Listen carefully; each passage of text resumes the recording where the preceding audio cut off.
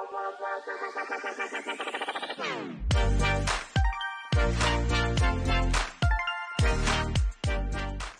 one. Ladies and gentlemen, welcome to the MedTech Impact Podcast, where you get to hear from leaders and innovators who are shaping the future of medical technology. I'm Kyle Cruz. And I'm Richard Meiklejohn. And we're your hosts of the show. Richard, before we get started, we want to talk about MedDevice Boston, an MD&M event this September 25th and 26th at the Boston Convention and Exhibition Center. There's going to be amazing opportunities here for peer-to-peer connections and knowledge sharing, because we know just how paramount these opportunities are for staying informed and compliant in the highly regulated and ever-evolving medical device industry. And that's why they're bringing you Quick Connect Lounge and opportunities for one-on-one curated matchmaking, bringing attendees and suppliers together for in-depth conversation where true collaboration can thrive.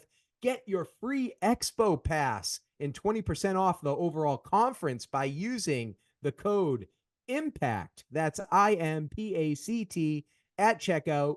Click in the links below, and we'll see you there. So today on the MedTech Impact Podcast, we're delighted to be joined by Sydney Robinson, CEO and co-founder of Vessl Prosthetics. Sydney, welcome to the show. Thank you so much, Richard and Kyle, for having me. This is exciting because we were just talking about before we got started here that, Sydney, you and I connected nearly a couple of years ago now. And so it's really nice to come full circle and hear the latest on Vessl and all the things that have been happening, because we have been following your journey and we can see there's been a lot of activity. So there's going to be some great stories and insights to share with our listeners over the next half an hour or so. So before we get started into all that, we do like to set the stage for the audience. So please tell us, what is the big problem that Vessl Prosthetics is looking to solve? Yeah, absolutely. Well, thank you again so much for having me. And it is very exciting to reconnect after a couple of years. The problem that we're solving is what people call poor socket fit. So this is a problem that affects folks with leg amputations or limb difference. And it's when their leg changes size inside of a prosthetic leg that does not change size.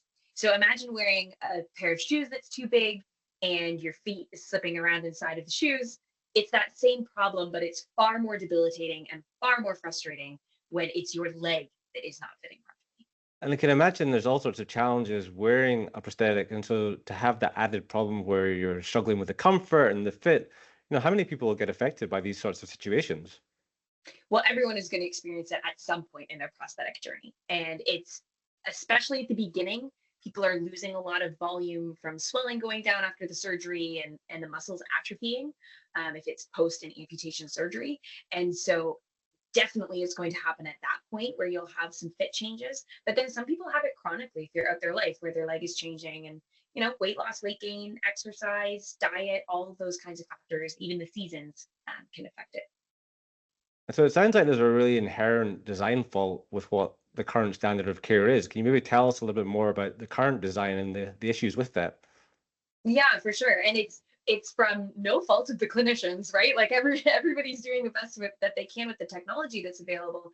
The inherent problem is that a leg, an anatomical leg, changes size and prosthetic sockets don't.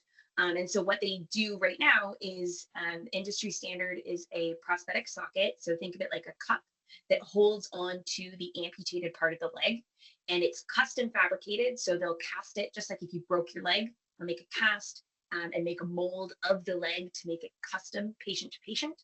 But then that cup isn't able to adjust in size. So what you do is you take the leg off, the whole prosthetic leg, you take it off and you put a sock on. So again, back to that shoe analogy, it's like you're wearing shoes that are too big and you put 3 pairs of socks on to make your feet a little bit bigger.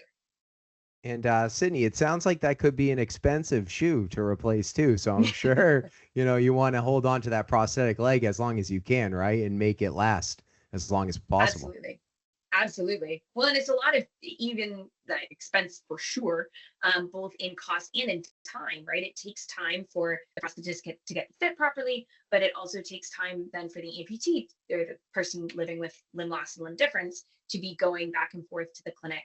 So yeah, the more we can allow for that adjustment, the better. Cool. Well, I think that kind of dovetails nicely into our next question. How is Vessl looking to solve these problems today? So what we wanted to design was something that was accessible to the masses while automatically adjusting the size and fit of the prosthesis. And so I'm going to hold up for the listeners. I'm going to hold up an example of our product, which feel free to check out the video later or go to our website. You can see it there as well. So the socket itself will have panels. These panels are custom. You can choose where the prosthetist, that is the clinician, chooses where, how many of these, and what the size and shape are. But they're all connected to our core technology, which we're calling isoform. And isoform uses each step someone with an amputation takes in order to automatically adjust the fit of those panels on the leg. So it's automatically tightening throughout the day as the leg shrinks. Well, what happens if it expands? Right now it's a manual expansion. So there's a release button right here on the side. You release the pressure and it allows those panels to expand. So the instances where you would need that would be if you're going to sit down and watch a movie, sit down for a meal, sit down at your desk at work. You can just release that pressure, or flying in an airplane. And then if you're moving throughout the day and that fluid is moving through the limb, it actually typically shrinks. So when you're out walking the dog or you're in the grocery store and you don't have time to stop and fix the fit of the socket, that's when it's automatically accommodating for you. And how is the design of your technology and your product here, how is it different than, current other competing technologies, current technologies in the market? For sure. So there are some manually adjustable sockets on the market. So these sockets rely on constant manual operation, which unfortunately makes it not as accessible to the vast majority of amputees that are part of the aging or diabetic populations, where they really struggle sometimes to make those adjustments themselves. And so what we wanted was something that could automatically adjust. So it doesn't have a battery or sensors or motors. It's purely passive. That's why it uses the step that an amputee is taking. And so it absorbs the shock in the bottom piece of the socket with each step they take in order to automatically tighten those panels. Is it a similar process too, as if you were to, get another prosthetic leg, as that fitting process? Exactly. Purely the same. So the patient will experience the same process as you're saying. You go to the clinic, you have the socket custom fit to your leg, and then all the prosthetist has to do, same process for them as well. All they have to do is add our technology, our isoform disc, to the bottom of the socket. And there's 4 standard holes. Think of it like Lego blocks. There's 4 standard holes and you can mix and match different pieces. And so they're able to still do that with isoform. Awesome. And the manufacturing around this device, there seems to be maybe more parts, more components. I'm really not sure. I'm just, looking at the product you're holding up right now. But is there, really a difference in cost when it comes to a product like this, a device versus the competitive technology that's out there today? It's a great question. So the device itself will be mass manufactured, which helps to keep costs down. It's really more custom size-wise, so small, medium, large, depending on the weight and size of the patient. The cost of the device to the patient will be more. You're adding an additional component, but it is covered through insurance. So that's another benefit both to the prosthetist and the amputee, is it will be covered through insurance.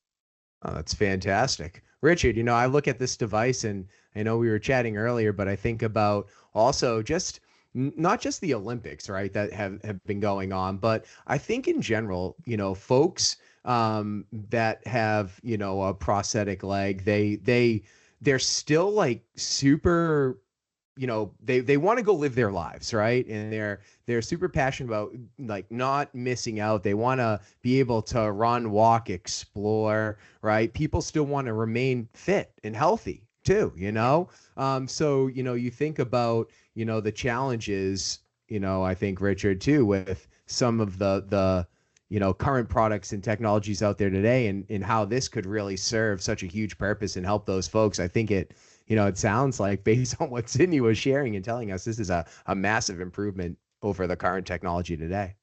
Oh, yeah, 100%, Kyle. And so many different value propositions you're bringing there. Obviously, you've got the custom fit. you've got that improved function, and then you're bringing in this cost-saving element. Before we delve into all that, I would love to know what is the background of this technology? What's gone into this to take it to where it is today? Yeah, for sure. So my background is in engineering. I started in mechanical, but was never actually interested in car engines. So I decided to study the human body instead, which led me to biomechanics and biomedical engineering.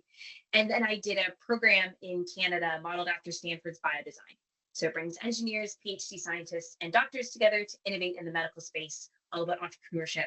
That was where I met my co-founder and where we discovered the problem. So my co-founder has a PhD in clinical anatomy. We've got very complementary skill sets. And it was very easy to become passionate about the problem when we met people who were struggling with it. So that was the birthplace of the idea almost 3 years ago. That's such a really solid foundation, and I think the Stanford Biodesign program is world renowned, and it's just such a great approach because you're going firsthand and you're really truly identifying that problem and building a solution around it. What was some of that feedback you got when you were doing that as an exercise? Yeah, that's a great point. And honestly, the iterative design and the user-centered design elements of it that we were taught in engineering school, but that you really put into practice in that Stanford Biodesign type program was extremely advantageous. The feedback that we were getting, we focused mostly on the problem. So we were asking, what's a day in the life of someone with limb loss or limb difference like? What kinds of activities do you do? How do you interact with your prosthetic or your prosthesis? We were asking prosthetists, what are the top challenges you face at your clinic? What's your favorite part about working in prosthetics? All of these are great questions, and it painted a picture for us of what the current technology and the current problems kind of are. Some of the feedback that we've gotten is that people really like that it's passive and that it's mechanical. Electronics can fail and they're not as durable and can't exactly take them swimming. So something that is not electrical, people really like. That's been one of the top pieces of feedback, I would say. And then obviously automatic adjustment has been a huge bonus. And then what's the approach about taking something like this to market? Are you focusing on a particular sector or patient type? We aren't, but there is a majority, like the majority of folks with leg amputations or with limb difference also have diabetes and are part of the aging population. So you get a bit of a patient demographic that is kind of the average. And so we're marketing and using a go-to-market strategy fit towards those individuals. And so where are you now in that journey? Because again, you've been doing a lot of stuff in the last couple of years. For anyone who hasn't been following Sydney, I highly recommend just tracking all the journey because you really are out there making lots of things happen. You've been in a bunch of programs, you've been winning awards and recognition. And so, yeah, where are you just now? Thank you, Richard. I appreciate that. Certainly trying to get the name out there as best we can. We are right on the exciting cusp between benchtop testing and user feedback. So we've had the first amputee try the socket on, Stevie Crawford out of Denver, Colorado. He's a US Navy vet and is training for the 2026 Paralympics, actually. So very, very cool individual to know. And he gave some awesome feedback. We're very grateful to our advisor, Trace Wright, who set all that up. We are learning from everything that we've done with Stevie. And now we're moving towards testing with more individuals who can provide more feedback, and then ultimately hoping to sell the device early next year in market. And what does that market look like from a numbers standpoint? How many folks out there have prosthetic legs? And, how many of them also are challenged by, situations where they're experiencing a lot of pain and discomfort? 100%. So the global market represents around $8 billion. And that's just based on the number of people who have access to prosthetic care, which is not the majority when you look globally. If we focus just on the United States, there's almost 6 million people who are living with some level of limb loss or limb difference. And if we zero in just on the folks with leg amputations or limb loss of the leg, that's when you're looking at 350,000 people every year that would be interested in using a product like isoform, whether it's as a replacement socket or as a brand new socket. So it's certainly a massive and really growing problem, because with diabetes being the leading cause, we know diabetes is not exactly getting better or a smaller problem. So it's certainly growing that way. And then also with all the global conflict that's happening around the world. Just thinking, how do they address pain today and discomfort today with current products? So back to that sock analogy, that is the gold standard. So what the amputee is taught to do is take their leg off and add a sock if they feel a level of discomfort. But you can imagine how difficult this is. So you're wearing your prosthesis, your limb, which is inside of the prosthetic socket, if it shrinks, it's able to wiggle around, but it's also able to sink down. So you're feeling an increased pressure on the bottom of your residual leg. But an increased pressure means you need to add a sock so that you don't sink down as much, which is very counterintuitive. So it's hard for people who are already relearning how to walk to also then relearn how to manage their limb volume change. And so that's one of the big problems that we're seeing, is just that education is very challenging. Wow, it's incredible to hear kind of how they address it today with a sock, and the fact that, it's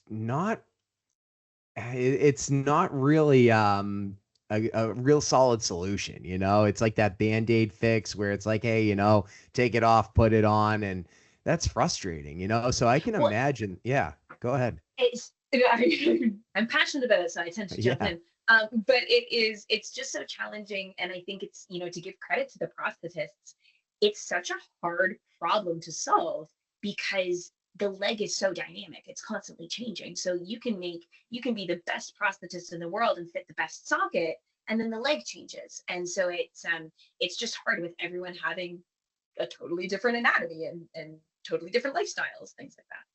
Totally. And at the end of the day, these clinicians, they want to be able to give their patients the best form of care, right? So it's cool to hear the differences and the real opportunity for improvement here with your technology, because, I would imagine that, if I was a clinician and someone needs a prosthetic, one of my patients needs a prosthetic leg, I'm going to look out for their best interest and try to give them something that gives them a great quality of life and feels as comfortable as possible. And it sounds like you've really done a great job at, coming up with a solution that does exactly that. So really impressive. Thank you.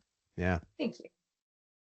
So I'd love to learn a little bit more about what does it look like on that regulatory pathway, because I think again we would love to see something like this get to market quickly, but we know in medical device it's never quite as simple as that. So again, what does that journey look like for you?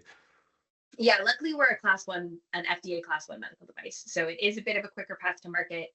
Regulatory requirements are lower just because there aren't any electronics. It's not coming into contact with the skin. It's a very low risk device. So that really helps us get to market quickly. Nice. And then when you go to market, is this something there's already standard reimbursement codes that you can be tapping into? Yeah, what's really exciting, so we had a whole go-to-market strategy around the reimbursement codes that already exist. We know how challenging it is to get a new code, especially in prosthetics. Those do not come out frequently.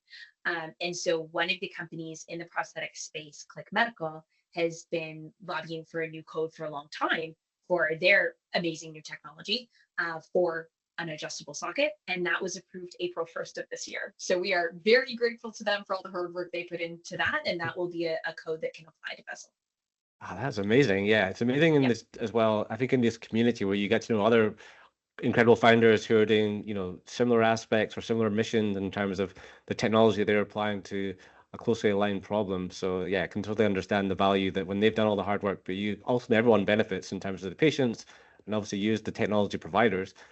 And so, turning the corner now in terms of challenges, I can imagine when you're engineering something like this, and you spoke a little bit about iterations earlier on, you've probably been through a bunch of iterations. What have some of those engineering and product development challenges been like for you?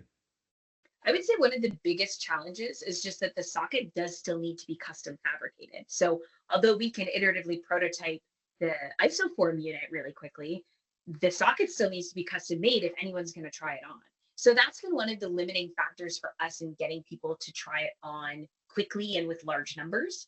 What we did to kind of overcome that was we created our own, what we're calling a demonstration leg, and we can actually expand and contract that leg ourselves. And so we put that inside of the prosthesis, put it into a motion simulator, and then simulate walking motion. And that allowed us to iteratively prototype without having to have someone try it on when it was big and clunky and horrible. And now that it is small and sleek and almost ready for market, And now it's at a much better place where we can have people trying it on.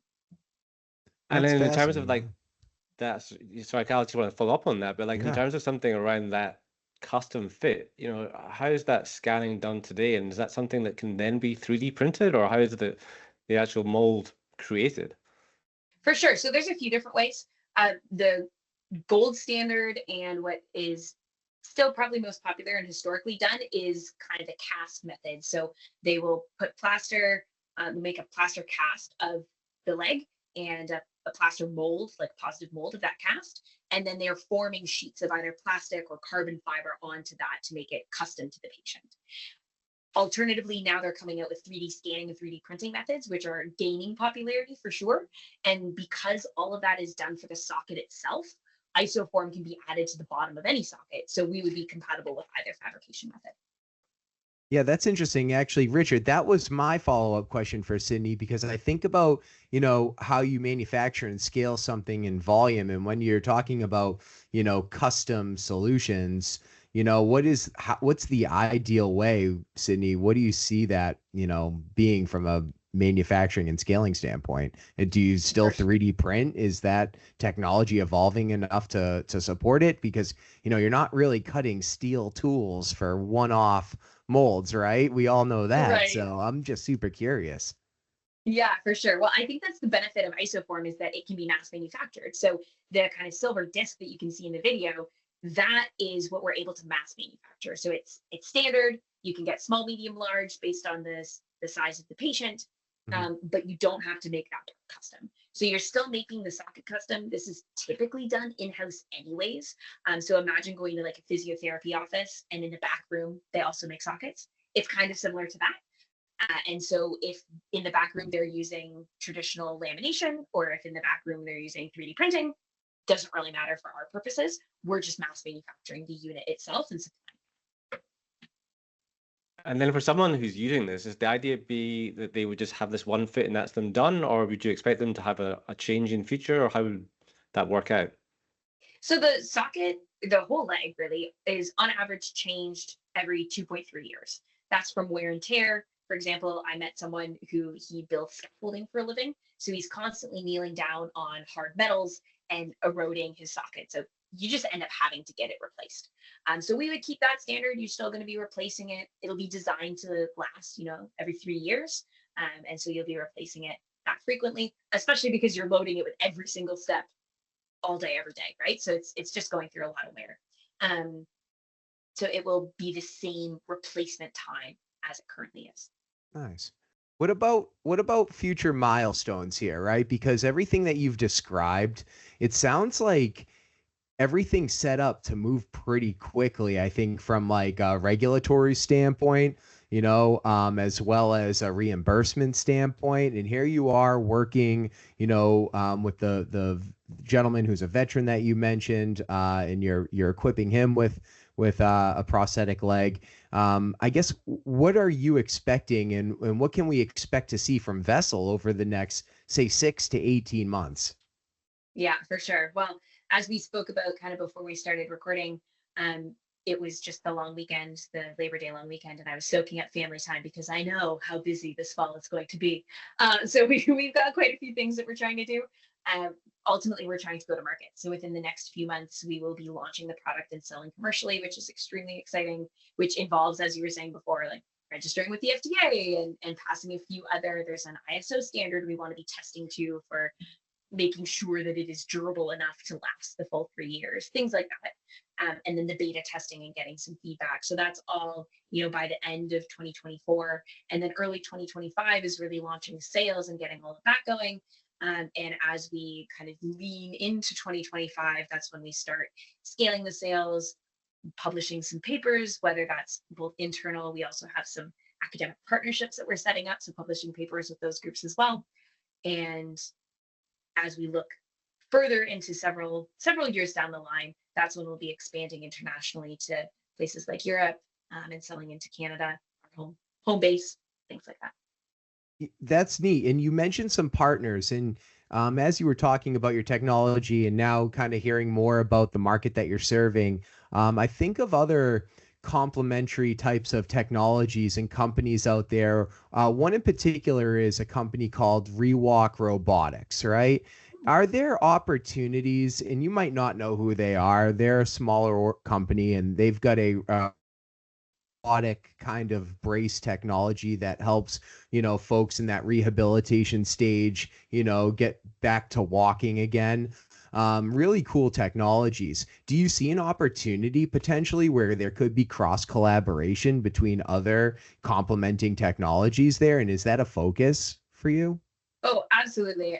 What's exciting, I kept mentioning that there's no sensors, there's no batteries, there's no motors, but Yeah. it is an area that we can move into. We know how popular data is right now. So there's lots of amazing, innovative companies that are coming up with new sensors or apps to track the health of the limb, things like that. So there's some partnerships almost on the digital side that I see. Cool. And then the rehabilitation, disability tech, innovation space is a tight knit group. And so there are quite a few of us that know each other and try and support each other as best we can. And there's certainly partnerships that could come out of a lot of that. Fantastic. Yeah, that makes total sense. And again, you mentioned before you have a co-founder, and we do like to shine a little bit of light on, who's helping you behind the scenes and making all this possible. So maybe you could tell us a little bit more about how you're sort of dividing and conquering, and how's everyone contributing towards everything you're doing. Yeah, absolutely.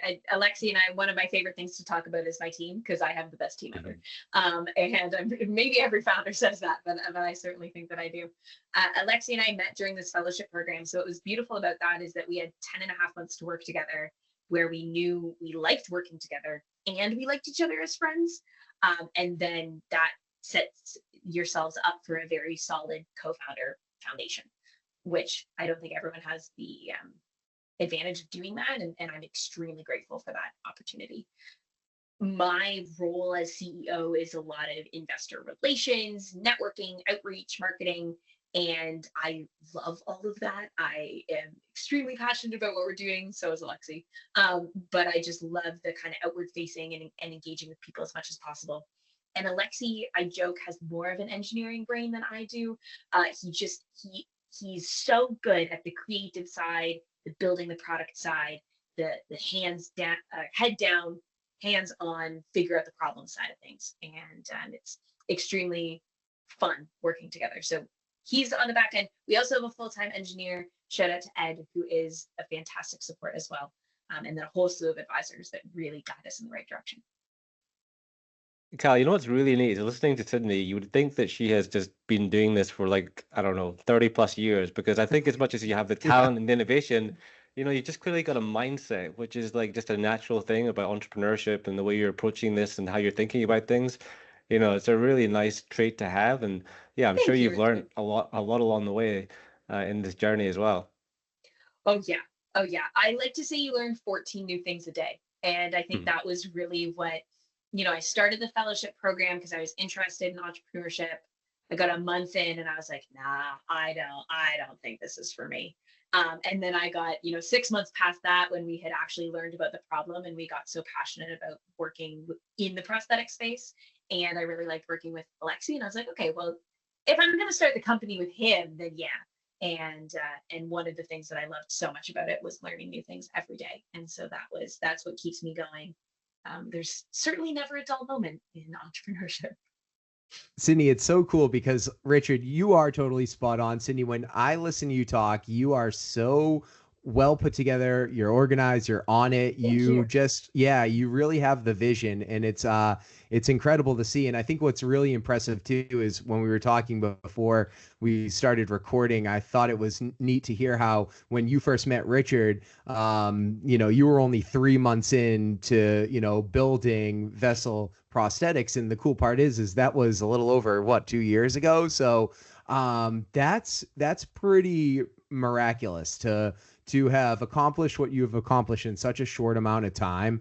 A lot of, med tech entrepreneurs, right, and inventors, they might be a little jealous at that progress. But what would be maybe, I don't know, 1, 2, 3 tips or pieces of advice that you might be able to share with the audience, you know, what it's like being a founder and what you would recommend to other founders out there that are trying to, you know, pursue, you know, this journey of developing something brand new, innovative, and bring, you know, it to market? Yeah, absolutely. I think it's funny because all of the advice that I give is like the most cliche advice that you hear over and over and over, but it's cliche because it's true, which is another phrase you hear all the time. But the network is by far the biggest piece of advice I could ever give anyone is just build your network. Like people want to help, which is one of my favorite things about the entrepreneurship space is everybody wants to help you. So you can meet people at any networking event or through mutual connections, but growing the network, you never know who's going to know someone who's going to know someone, and that can really help move you forward. So grow the network. My other piece of advice is you're not alone, and you will still feel alone, even though I've told you you're not alone, because I still feel alone, even though I know I'm not alone. But it's funny. It's like in anything in life, really. But whatever you think you're going through that is totally unique to you that no one has ever possibly experienced, then how could anyone ever understand? Someone's probably done it. And so if you just reach out to another founder or an advisor or a mentor or anybody, if they don't know your experience, they probably know someone who does. And so again, comes back to the network, they can connect you. And it just feels really good to know that you're not the only one who's really stressed or had something fall through or whatever it might be. Which comes back to the network. Lean on people. That's my biggest piece of advice. Love that. Oh yeah, and I think when Kyle, we connect with our listeners, and we do hear the same things. The people we have on the show, the listeners, and they have the same messages. And so I think as much as it's tried and cliched, it's just so true. And so that totally makes sense. And I think it's a great advice for everyone to remember that the fact is we are a really amazing ecosystem. Fully blessed to be part of this. And again, really to remember those people are there to help, and they do help. To your point, Sydney. So yeah, again, I think we're just super fortunate to be part of this. Looking ahead, as we just close out this conversation here, I would love to know, like, what are you thinking in 3-5 years time? Where would you love to see Vessl Prosthetics? Yeah, I see Vessl as the new gold standard for socket technology. I would love to see every new amputee who's replacing their socket to be using the Vessl device, the isoform. And I just think that it can empower so many amputees and so many prosthetists. We've got a lot of other ideas in the pipeline for new technologies. So yeah, I really hope that we'll be one of the cornerstones in the prosthetics market. Well, I'm pretty confident on everything I've heard today that you're going to make this happen. So yeah, we're excited to see what you do in the future. Thank you so much. Thank you both so much for having me. This was such a fun conversation. Yeah, and Sydney, before we let you go, our hope, right, is that we can help spread the news about Vessl and get you out there. And if there's folks that want to get in touch with you as you build out your team and grow, right, maybe looking for investment, who knows what it could be, how would folks get in touch with you? Absolutely. I'm very responsive on most platforms, all platforms. So LinkedIn, feel free to find me on LinkedIn. My phone number, my email, all of that can pretty easily be found, to be quite frank. But my email is sydney@vesslpro.com, and our website is vesslpro.com. So feel free to find us. We have a little outreach that you can fill out, form that you can fill out on the website if you've got any specific asks, or just reach out to me directly. Amazing. Well, we can't thank you enough, Sydney, for coming on and just giving everyone an update on where you are with the Vessl journey. And again, super excited to watch you progress over the next couple of years and see all the impact I'm sure you're going to create. Thank you so much. Yeah, thank you both again, Richard and Kyle, for having me. It was a fantastic conversation, and I love the word you're trying to spread about companies like mine.